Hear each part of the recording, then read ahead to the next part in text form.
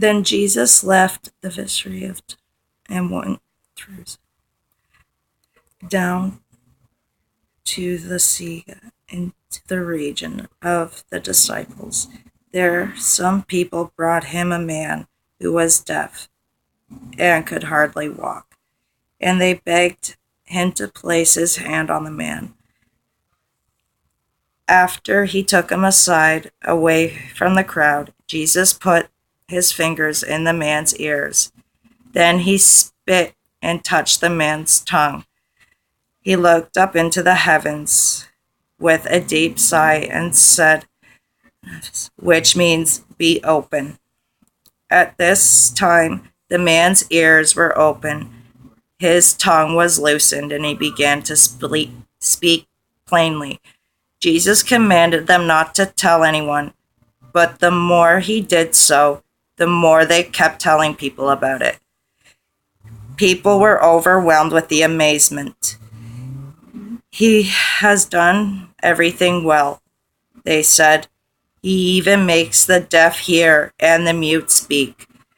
During those days, another large crowd gathered. Since they had nothing to eat, Jesus called his disciples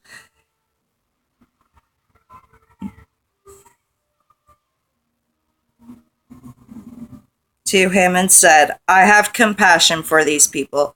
They have already been with me 3 days and have nothing to eat.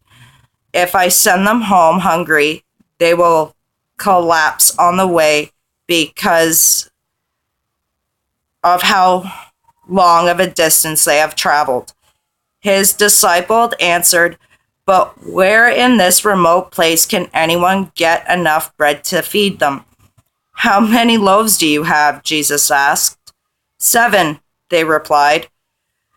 He told the crowd to sit with him on the ground. When he had taken the 7 loaves of bread and gave them thanks, he broke the loaves and gave them to his disciples to set before the people. They did so.